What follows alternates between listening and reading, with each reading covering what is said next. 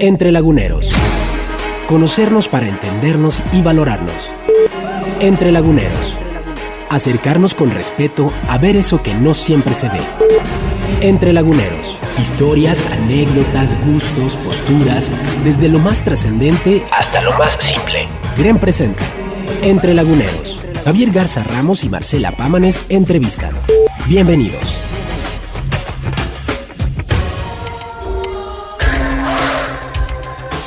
¿Qué tal? Muy buenas tardes. El tiempo de Entre Laguneros ha llegado una vez más y aquí estamos cumpliendo con la cita, con esta oportunidad del encuentro que tenemos todos los lunes de 5 a 6 de la tarde a través de 880M de 91.1 QFM, la estación que te escucha, y también a través del Siglo TV. Así es que estamos muy contentos de que ustedes nos hagan el favor de atendernos en este nuevo momento de Entre Laguneros. Voy a adelantarme para poner a su disposición nuestros puntos de contacto: entrelaguneros@grenradio.com.mx, 7124-911 el teléfono, y el 7126-880 también teléfono a su disposición. En el Twitter estamos como @entrelaguneros, y nosotros estamos ya aquí listos, Javier Garza y una servidora, para poder sostener esta conversación con Antonio Rusek Martínez, a quien le agradecemos muchísimo, a Toño querido, que nos haga el favor de recibirnos y atendernos y de platicar con nosotros en esta sección, en este programa de Entre Laguneros. Javier, empezamos. Gracias, Marcela. Buenas tardes. Antonio, muchas gracias. Gracias. Cuéntanos primero de tu niñez. ¿Cómo fue? Pues creo que fue una niñez feliz. Mis padres ambos son nacidos en el Distrito Federal, pero mi padre se mudó a San Pedro de las Colonias a iniciar una labor de agricultor, y ahí permanecimos hasta el 60, me parece, cuando ya nos cambiamos aquí a la ciudad de Torreón. Entonces, bueno, yo disfruté mi niñez bastante, pues en contacto con el campo, con el rancho que manejaba mi padre. Entonces, en ese sentido, tengo muy gratos recuerdos, convivencia con la naturaleza, desarrollé un amor con los animales, que sigue todavía hasta la fecha. ¿Fue una niñez musical? Sí, mis hermanos ciertamente pues tomaban clases de piano, que yo me acuerde ya desde que vivíamos en San Pedro, y ya cuando nos mudamos aquí a Torreón, ingresé al Instituto Francés de la Laguna, que tenía desde aquel entonces una orquesta sinfónica. Entonces pues yo empecé a estudiar el violín a los 6 años. Esos son los recuerdos musicales primeros que tienes. Sí, digamos que ahí inicié mi formación musical. Ajá. Ahí estaba el maestro Vilalta, ¿no? Exactamente, el maestro Vilalta era el director del coro y el maestro Sánchez era el director de la orquesta. Pero en esos primeros acercamientos con la música, ¿te imaginabas que tu vida iba a estar marcada por la música?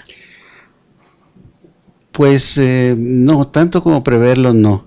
Incluso pues ya en la etapa adulta, ya en el momento de escoger la carrera y eso, aun cuando yo toda mi juventud, toda mi niñez estudié música, realmente yo no pensé dedicarme a la música.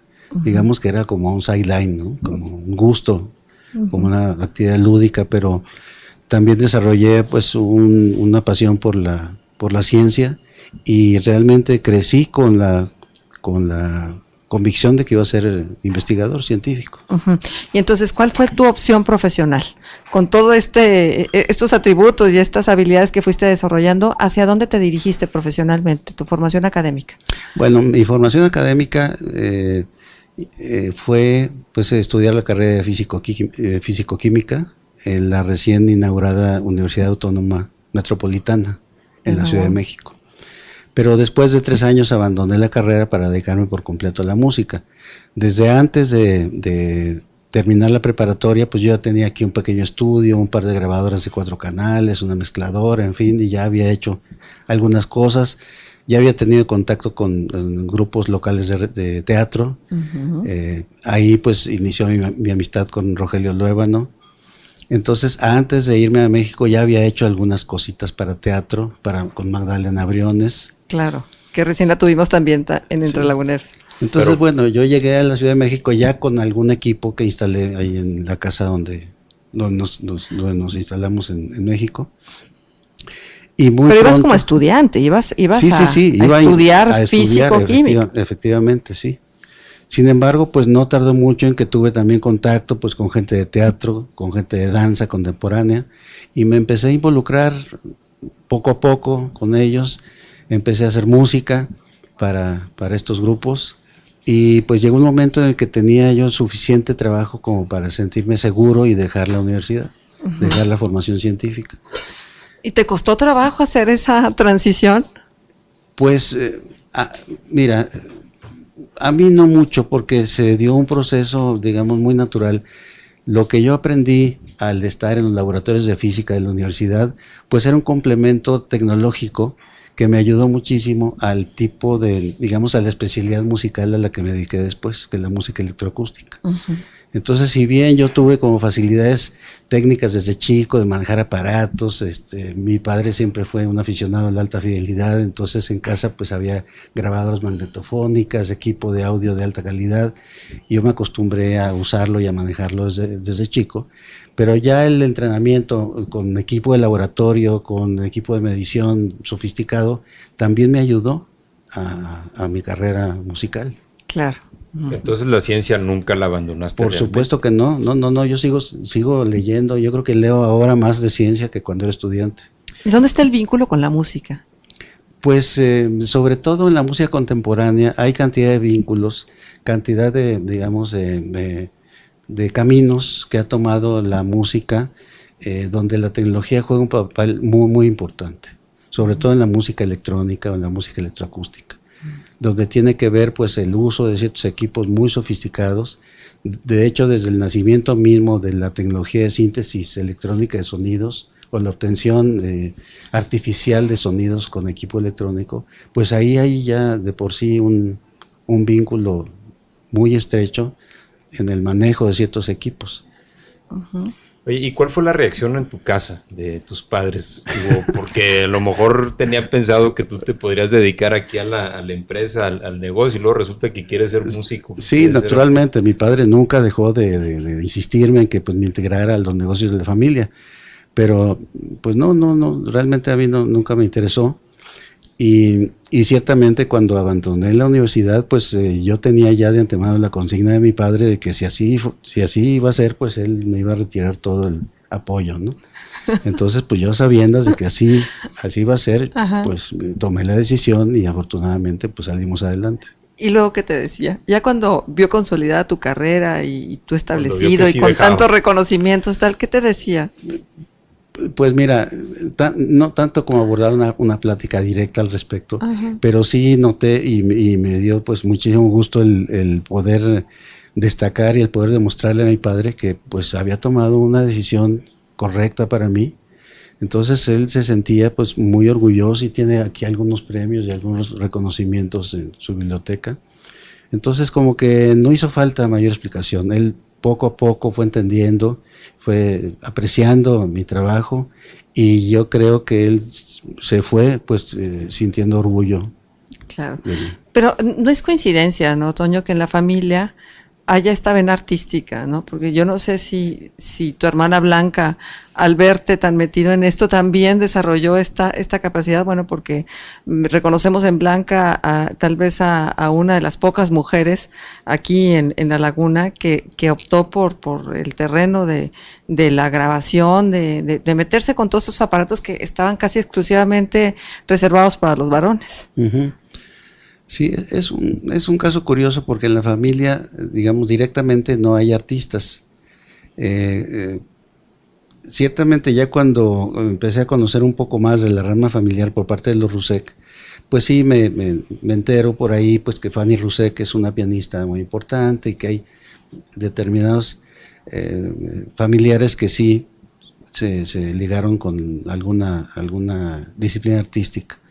Pero en la familia directamente, pues mi hermana Beatriz, la mayor, que bueno, pues estuvo muy involucrada con el teatro, después se dedicaría a diseñar ropa, a diseñar vestuario para teatro, justo está preparando una gran exposición de todo su vestuario que ha hecho para teatro, y ahora está haciendo cerámica, en fin, Beatriz nunca dejó de practicar alguna disciplina artística, ¿no? Ahora, cuando tú estabas creciendo, ¿tocabas algún instrumento? Sí, de hecho empecé mi entrenamiento, como les platicaba, a los 6 años, estudiando violín. Probablemente en la orquesta se requería algún saxofón, entonces el profesor Sánchez me persuadió de que dejara el violín y tomara el saxofón. Entonces empecé a estudiar saxofón dentro del francés. ¿Es difícil migrar de un instrumento a otro? Bueno, técnicamente siempre es difícil porque es una práctica totalmente diversa, ¿no? Tocar un instrumento de cuerdas es muy, muy, muy diferente de tocar un instrumento de aliento, donde tienen que ver otras habilidades, otros músculos. Al tocar el saxofón, pues tiene que ver la embocadura, otras cosas, mientras que en el violín, pues es la digitación. Luego en secundaria, pues me llamó la atención el piano. De hecho, siempre me llamó la atención el piano. Entonces tuve maestros privados durante toda la secundaria y parte de la preparatoria. Entonces, pues sí aprendí a tocar varios instrumentos, aunque ninguno lo domino porque finalmente me decidí por la composición. Pero sí, aprendí a tocar varios instrumentos. Pero qué tan importante es el saber, por lo menos lo básico, lo fundamental de un instrumento para luego llevarlo al terreno de la composición. ¿Hay alguna relación directa? Sí, definitivamente. No necesita uno ser un intérprete o saber tocar un instrumento, pero ciertamente sí conocer los aspectos técnicos. Por ejemplo, si uno va a componer, no sé, obras para orquesta, para conjuntos instrumentales, grupos de cámara, pues naturalmente se necesita saber, digamos, todos los elementos técnicos para poder escribir para esos instrumentos. Pero si bien no es necesario que un compositor sea un virtuoso ni un instrumentista. Ahora, la mayoría de los compositores pues toman el piano como un instrumento base, pero tampoco es necesario. Algo? Uy, pues yo creo que fue a los 14, 15 años. ¿Y qué fue? Unas piezas para piano. ¿Y las tienes? Las tengo grabadas, sí. Sí. ¿Y qué sientes cuando las escuchas? Pues mira, hace muchos años que no las escucho, están en cinta magnética. Ajá. Y la última vez que las escuchaste, ¿qué pensaste de ti misma a los 14 años como compositor? Pues mira, fueron aproximaciones muy ingenuas, tonales totalmente, digo, nada que ver con lo que hago ahora. Claro.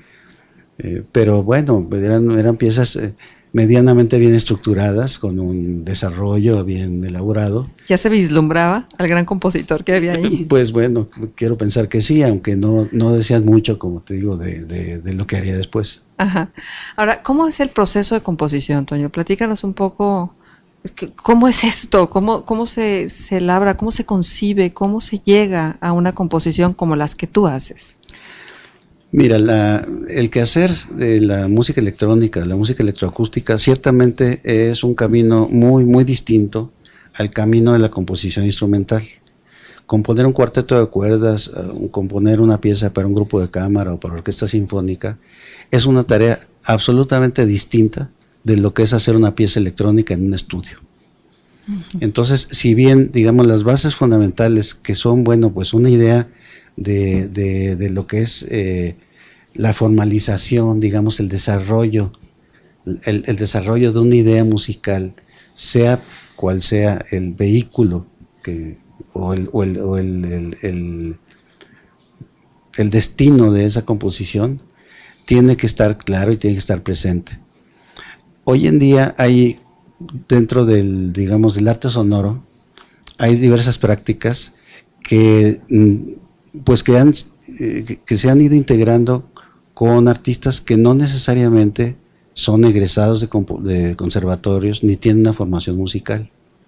Hay muchos artistas plásticos que ven en el sonido igual un vehículo de expresión, y entonces han nacido de determinadas prácticas, por ejemplo, como la instalación, que se usa mucho ahora, donde se combinan pues los recursos del video con los recursos del sonido.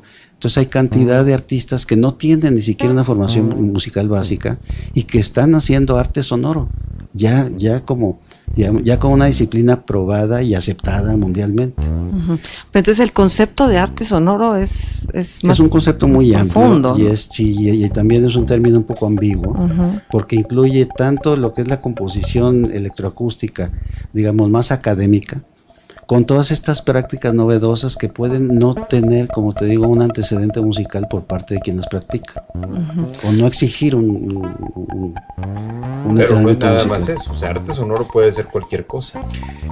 Bueno, No necesariamente. no cualquier cosa, sino cuando tú acudes, digamos, a una metaforización, a una simbolización y creas un artefacto o creas un estímulo lúdico que le puede producir al espectador algún tipo de asociación emocional, entonces estamos hablando de un arte.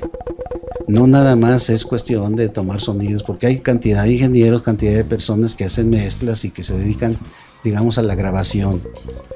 Pero eso no tiene nada que ver con la práctica del arte sonoro, que está pues afincada en otro tipo de principios y busca otras cosas. Claro. Y si te piden, por ejemplo, musicalizar, ya nos vamos, ya vamos a Sí, corte. vamos a corte comercial. Bueno, y entonces seguimos regresamos platicando con Toño Rusek, que está acompañándonos esta tarde en Entre Laguneros. El éxito no es hacer bien o muy bien las cosas y tener el reconocimiento de los demás. No es una opinión exterior, es un estado interior. Es la armonía del alma y de sus emociones, que necesita del amor, la familia, la amistad, la autenticidad, la integridad. Carlos Slim. Entre Laguneros. Volvemos. Escucha Entre Laguneros. Javier Garza Ramos y Marcela Pámanes le acompañan.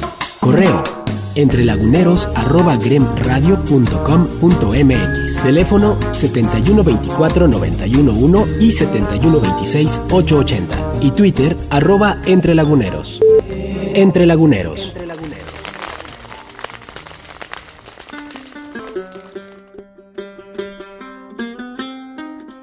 Seguimos Entre Laguneros. Le agradecemos a usted su sintonía, los comentarios de las diferentes entrevistas que hemos tenido. Gracias también por las felicitaciones a Viviana Candelas por la entrevista del lunes anterior. Gran deportista mexicana, por supuesto. Y ahora estamos con un gran músico, un gran compositor. Está con nosotros Toño Rusek y estamos conversando desde aquí, desde la casa de sus padres. Javier, seguimos. Si nos quedamos ahí con una pregunta medias, porque estábamos hablando, Antonio, de cómo abordabas una composición, musicalización dentro del arte sonoro. Y yo te quería preguntar, cuando te piden musicalizar algo, el ambiente, por ejemplo, el ambiente de un edificio o de una exposición o de una obra de teatro, ¿en qué otras disciplinas te tienes que sumergir para lograr eso? Bueno, yo creo que el conocimiento, pues más que básico, de la tecnología actual, de la tecnología del sonido actual, es muy importante.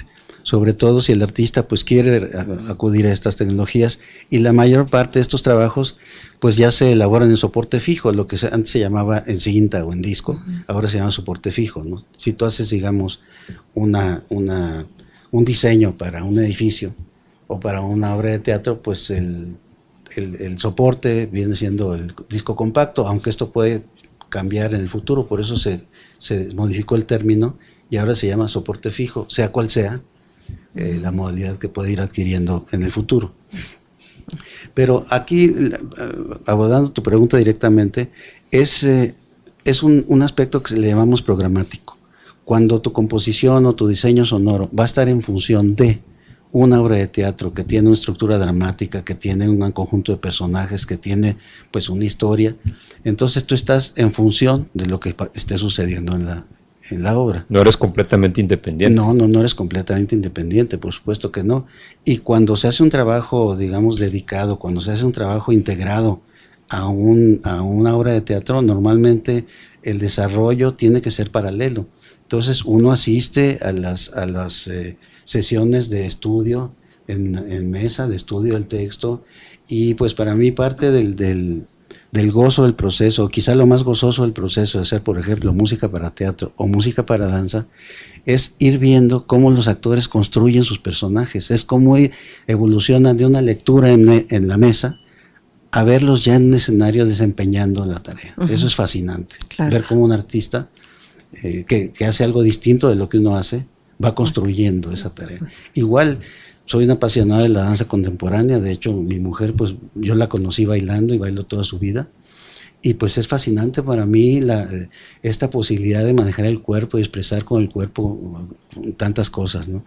Entonces el hecho de ir componiendo, ir viendo cómo se va integrando lo que tú haces con el movimiento de los bailarines o con el de los actores o con las peticiones del director, yo creo que es lo más gozoso del proceso. Ya cuando la obra se estrena, yo ya no me vuelvo a parar. Ahora, a ti te tocó componer la música para los 4 pabellones del Museo del Desierto. Sí, por ejemplo, ese es un buen ejemplo, ¿no? Ese es un buen ejemplo. Es un museo que en principio a mí me parecía pues un tema muy árido, valga la redundancia, pero pues por pura ignorancia, porque se da uno cuenta de que digamos, la flora y la fauna del desierto es riquísima. El hecho de que no se vea no tiene que ver con la cantidad. Entonces sí se me hacía un poco difícil cómo van a hacer un museo dedicado al desierto. Pero una vez que te enteras de los temas y de todo lo que contiene la historia de los desiertos desde la formación misma de la Tierra, pues todo cambia, el concepto cambia, ¿no? Entonces, parte también de lo extraordinario del museo es que empiezan a narrar desde la formación misma de la Tierra, cómo se formaron los desiertos, quiénes fueron sus primeros pobladores, qué características tenían. Entonces todo eso va enriqueciendo, te va dando una línea, te va justamente dando los elementos para poder ir abordando los diferentes temas. Y una vez que esto está claro, pues es simplemente dejar fluir la creatividad, la imaginación. Fue un trabajo muy exhaustivo y yo creo que fue uno de los trabajos más satisfactorios para mí, porque aunque fue muchísimo trabajo, fue apasionante, realmente apasionante. Depende mucho del humor o del estado de ánimo que tú quieras crear en el visitante, ¿no? Sí, porque estás en función de eso, de lo que se está exponiendo en la sala. Y todo el recorrido del museo tiene música, desde que entras hasta que sales. Entonces, pues ir adaptando, ir creando aquellos ambientes que son los adecuados para cada una de las salas que tienen diferentes temáticas. Pues sí, fue un reto importante. Que no quieres que salgan deprimidos del museo. No. Y la música en este caso es acompañamiento. ¿Qué pasa cuando la música se convierte en protagonista? ¿Falló el compositor? Para áreas como esta, pues, como este ejemplo que estamos tomando. Mira, en este caso el museo estuvo planeado pues de una manera brillante, me parece, porque hay salas donde hay objetos, vitrinas, en fin, cosas que observar. Y entonces la atmósfera sonora es una atmósfera inductiva, sutil, que no te distrae. Sin embargo, hay determinadas estaciones donde la música es predominante. Por ejemplo, para no ir muy lejos, la formación de la Tierra es una primera estación donde hay una pantalla curva donde se ilustra ahí con imágenes la formación de la Tierra, y allí el sonido es en surround sound en 5.1, que es el formato envolvente que usan los cines hoy en día. Entonces ahí el sonido es súper importante porque la gente se sitúa justo enfrente de la pantalla y el sonido la rodea. Entonces ahí todo es la imagen y el sonido. Hay otra estación donde se ilustra un amanecer, el tránsito entre la noche y el día. Entonces uno entra a una sala especial redonda con una pantalla cóncava en el techo y tiene una proyección en 360 grados. Entonces es lo que llamamos nosotros un entorno envolvente, donde el usuario entra y está completamente rodeado de la imagen y el sonido. Entonces ahí pues por supuesto que tiene que ser protagónico todo lo que sucede. Ajá. ¿Qué tanta atención le ponemos en México en general a la acústica y al sonido de estos espacios? Por ejemplo, de los teatros, de los cines mismos, de todos estos recintos donde el sonido es protagonista también.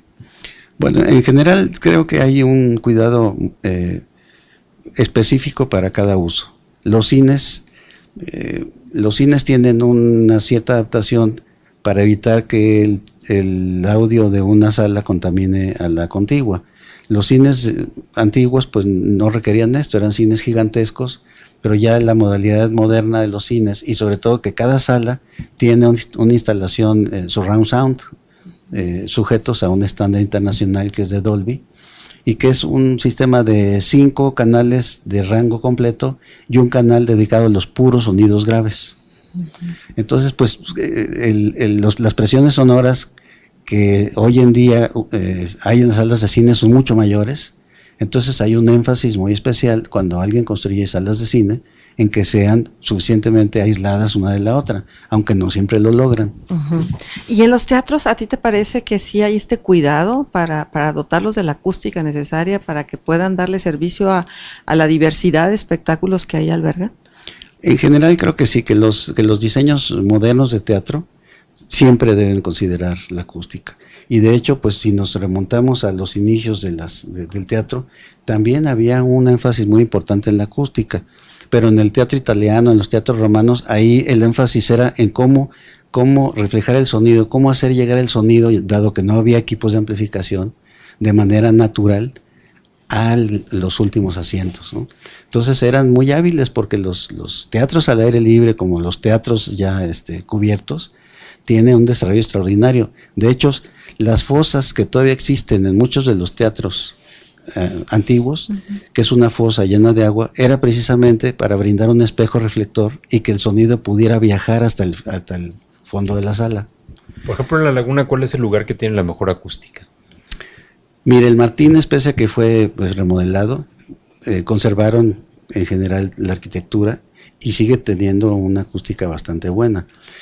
Ya no me enteré si secaron el foso o no, me parece que sí secaron el foso. Eso pues sí le debe haber restado un poco de eficiencia al diseño original del teatro. Pero pues también es una práctica que se ha extendido. El secar los fosos es una complicación, tener ahí un foso lleno de agua abajo de un escenario.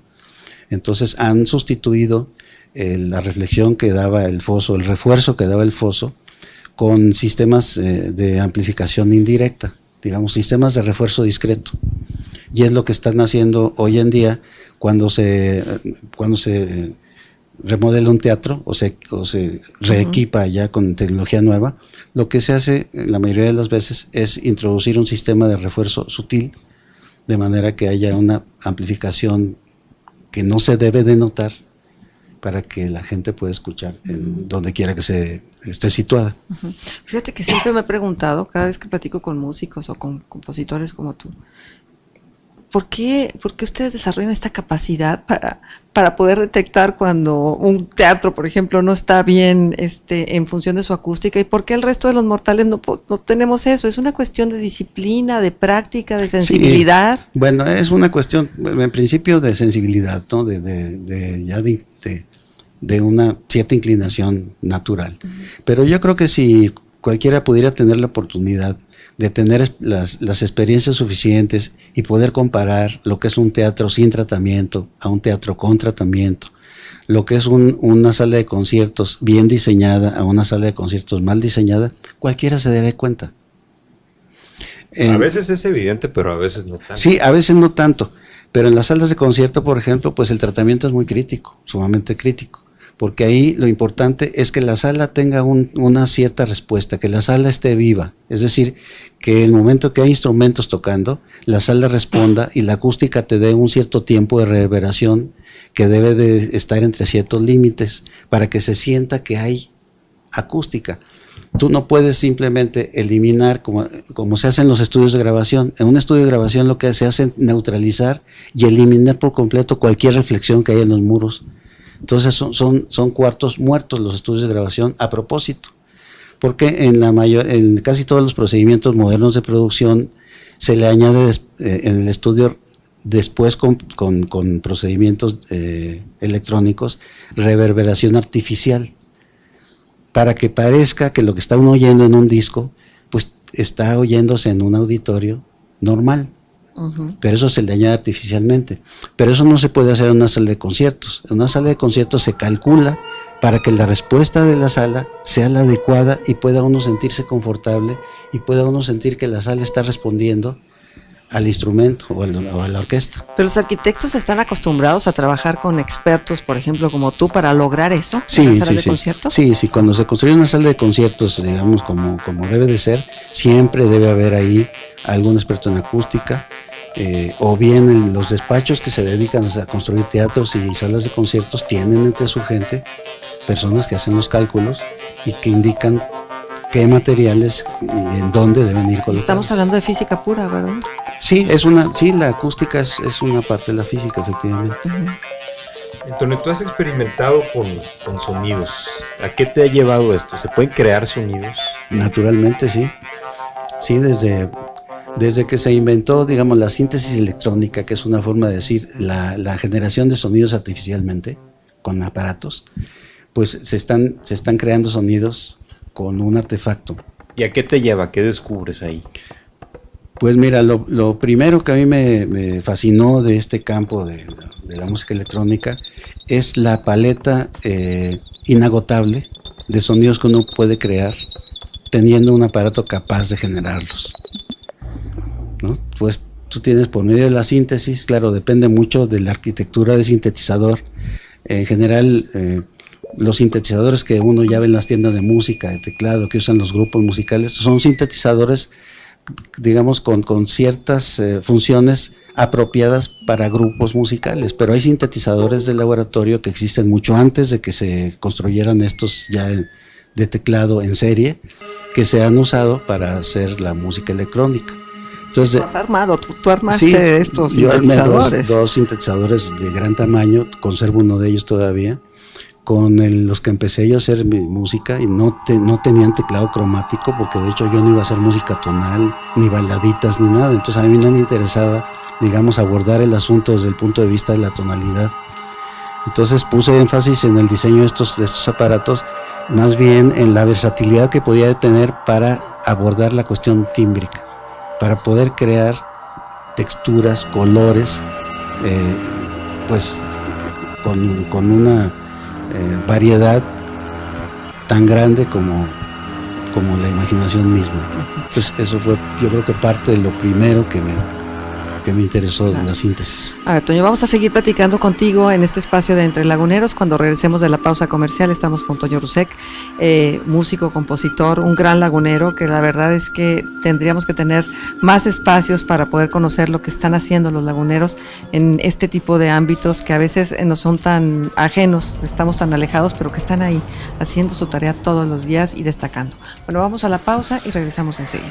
La causa de la mayoría de los problemas de relaciones humanas está en la falta de reconocimiento mutuo. Domenico Sciari Estrada. Entre Laguneros. Escucha Entre Laguneros. Volvemos. Javier Garza Ramos y Marcela Pámanes le acompañan. Correo: entrelaguneros@gremradio.com.mx. Teléfono 7124-911 y 7126-880. Y Twitter @entrelaguneros. Entre Laguneros.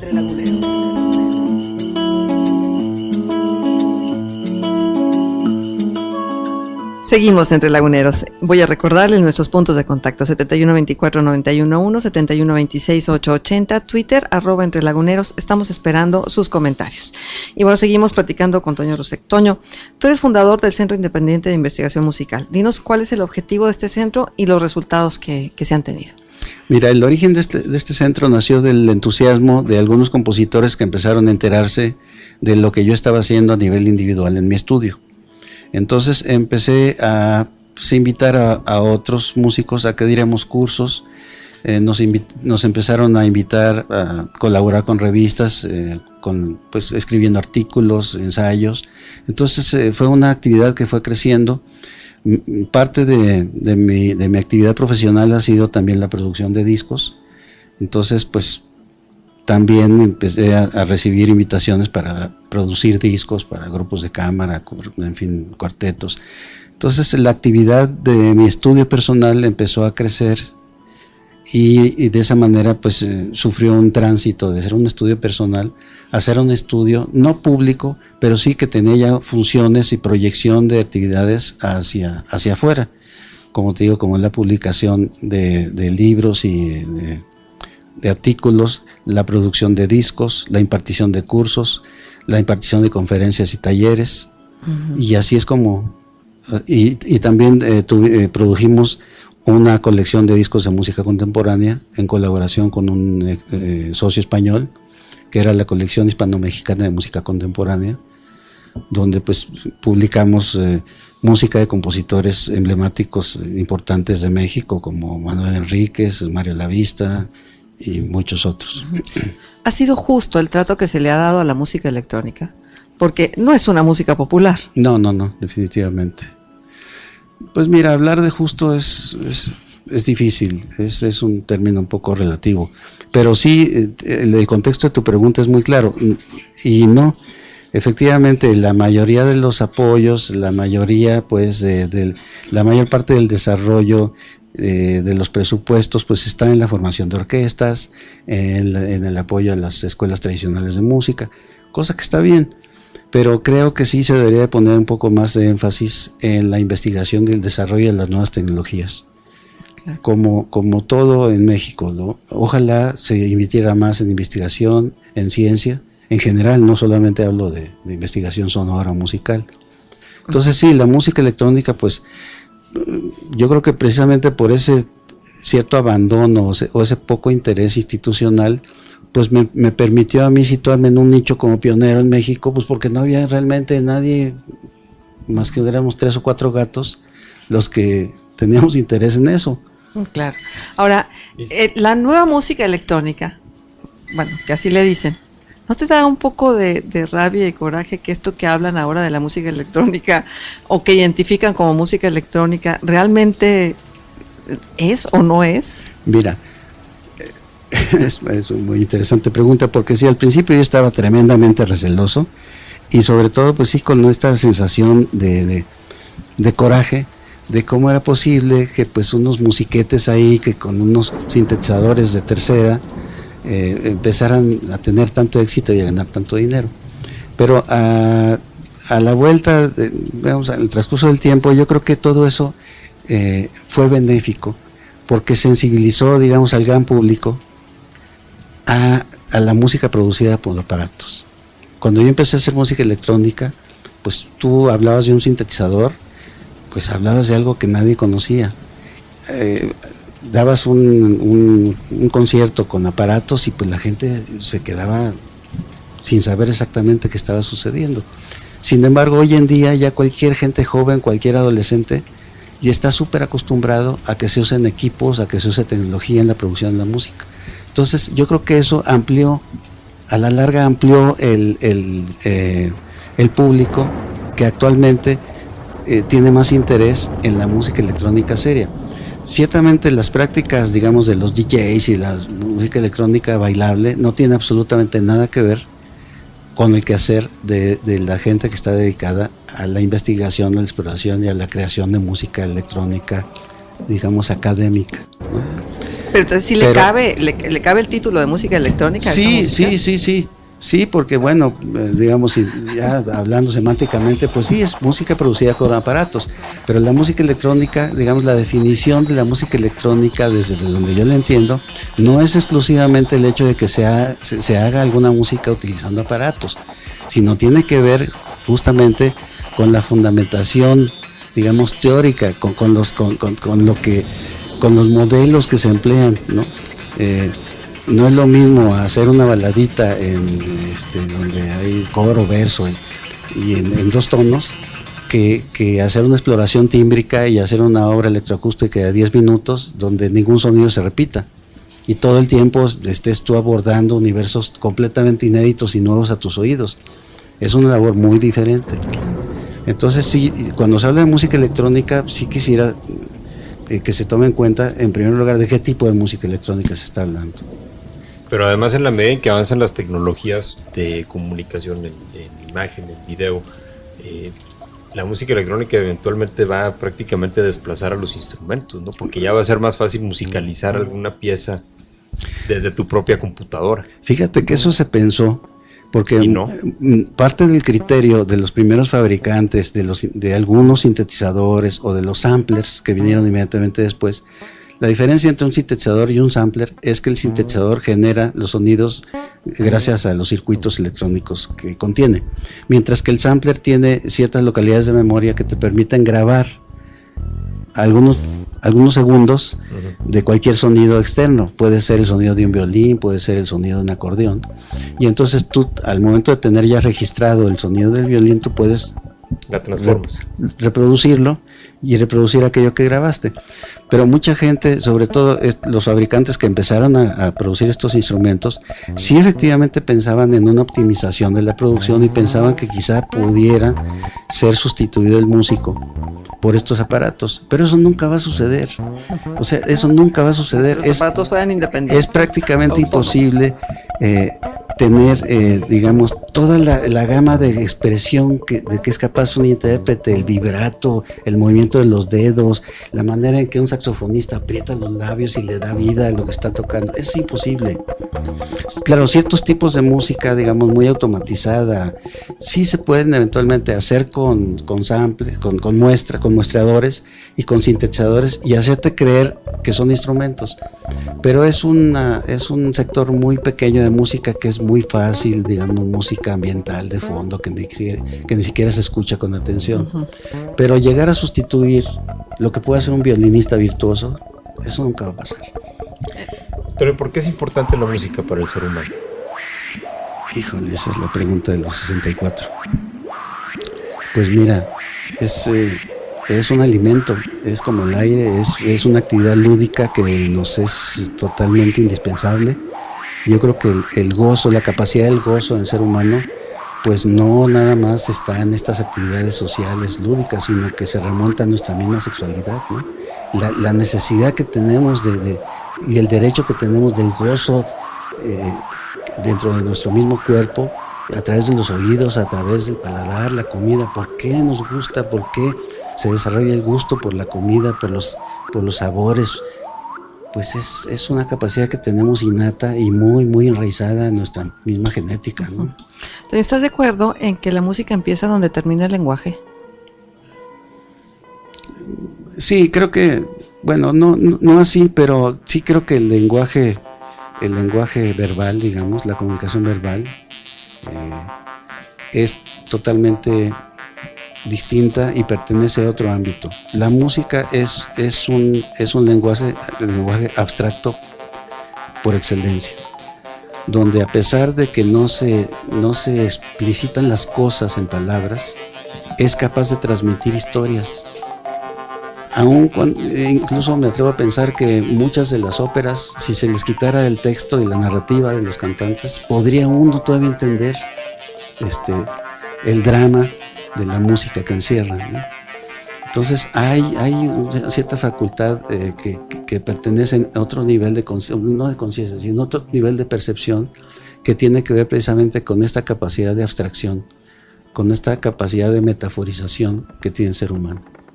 Y eso yo creo que tiene que ver también con esta capacidad que tiene uno, que tienen los científicos precisamente para abstraerse y poder modelar, por ejemplo, algo que no se puede observar, como el desarrollo, digamos, la teoría atómica o la teoría cuántica. Nadie ha podido ver las partículas, nadie ha podido ver los átomos. Sin embargo, gracias a que se ha llegado a esas conclusiones, pues a que el cerebro tiene la capacidad de abstracción, de modelización, que nos es posible de pronto intuir ciertas realidades, aunque no las podemos tocar, ni medir, ni cuantizar, ¿no? ¿A quién admiras en el campo musical? Ay, pues a Ligeti, a Penderecki, hay tantos compositores, a John Cage, a George Crumb. Hay muchos compositores. Por supuesto que pues yo me oriento más digamos, admirar a la gente que se atrevió pues a romper los paradigmas y que se atrevió pues a explorar caminos inesperados en la música. Sin embargo, pues soy amante del jazz, me fascina el jazz, me fascina la música del mundo, la música tradicional de los pueblos, también es algo que me ejerce un atractivo fuerte. Entonces, ¿tienes alguna pieza favorita? Uy, no, así como esta, no, hay mucho. Ahora, déjame preguntarte algo que tiene que ver con los apoyos de los que también hablábamos hace un momento, apoyos para la ciencia y apoyos en general para el acto creativo. ¿En qué le beneficia o en qué le perjudica a un músico de tu envergadura, a un compositor como tú, a que llegue el poder tal o cual partido político? ¿Hay afectación de la manera de entender la política pública en el país en relación a las artes y a la cultura? Creo que cada vez menos. Ciertamente sí, cuando todavía no se habían instituido estos mecanismos de apoyo ya institucionales y que pues están más allá de los sexenios, sí había pues todavía una labor de mecenazgo, ¿no? Donde pues ciertos políticos de pronto adoptan artistas, pintores, artistas plásticos, músicos, y los apoyaban en su carrera. Pero por fortuna pues se creó el Fondo Nacional para la Cultura y las Artes, que es un fondo que pues trasciende los sexenios y que ya es una institución que otorga un sistema de becas en todas las áreas. Ahora vives ahora en Cuernavaca. Así es. De hecho ya tienes, pues, desde que te fuiste a estudiar la carrera que a la distancia, ¿cómo ves a La Laguna en el campo de la música y de la cultura? ¿Habría cabida ahorita, por ejemplo, para un músico como tú? Bueno, se deben de cumplir ciertas condiciones, pero yo creo que algunas de ellas ya están presentes en La Laguna. El hecho de que tengan pues un conjunto de cámara de la calidad de la Camerata, ese es ya un gran avance. No solo por la calidad de los músicos, no solo por la espléndida labor de Ramón, sino porque tienen también un sistema de apoyos, de manera que pueden ellos ir encargando obras a compositores vivos, a compositores jóvenes, y eventualmente han ido incorporando estrenos de obras de compositores actuales en los conciertos de la Camerata. Luego la Camerata pues no es un grupo con una dotación fija, sino que va cambiando su número dependiendo de aquellos conciertos que pretenden. Entonces eso también me parece una flexibilidad muy útil, porque puede crecer el grupo si se necesita interpretar obras de mayor formato. Entonces yo creo que el marco está construido. Ciertamente, bueno, la Camerata, pues siendo un grupo de instrumentistas formados en la academia, pues privilegian la música escrita y la música tonal y, digamos, ciertos tipos de música. Pero creo que eso también puede ir cambiando. Ramón me ha comentado en varias ocasiones que le gustaría tener alguna obra mía, aunque nunca se ha concretado todavía ningún encargo de su parte. Pero creo que es un inicio y es un marco que por lo pronto está presente y tiene un nivel de calidad que ya quisieran otros estados. Sería estupendo, sí, escuchar música tuya interpretada. Ahora pues sí, también el marco, por ejemplo, del Fondo Estatal para la Cultura y las Artes, ya no sé cómo se llama ahora, creo que le llamaron de nombre, pero el fondo tiene también una bolsa de dinero en todos los estados, tiene convocatorias anuales en todas las disciplinas artísticas y tiene apoyos para jóvenes creadores, para creadores con trayectoria, para creadores mayores de 30 o 35 años. Entonces también tiene una categorización de apoyos en donde, bueno, pues la gente que se anima a concursar por estos apoyos eventualmente los puede tener. Esta entrevista pretende ser también un reconocimiento a lo mucho que has logrado. Basta, te lo decía, poner en un buscador tu nombre y para que se despliegue la gran cantidad de información que hay y cómo se te considera como uno de los pilares más importantes de la música electroacústica y del arte sonoro en México, y la verdad es que a nosotros nos llena de orgullo eso. Así es que, Toño, pues te agradecemos mucho que nos hayas abierto las puertas de casa de tus padres y que hayamos podido platicar contigo y que conocer tu trayectoria a gente que seguramente ni siquiera sabía que estabas ahí haciendo lo que haces. Muchas gracias a ustedes. Muchas gracias, Javier. Gracias, Marcela. Sí, de hecho eres el primer lagunero emigrante que tenemos en el programa. Así es.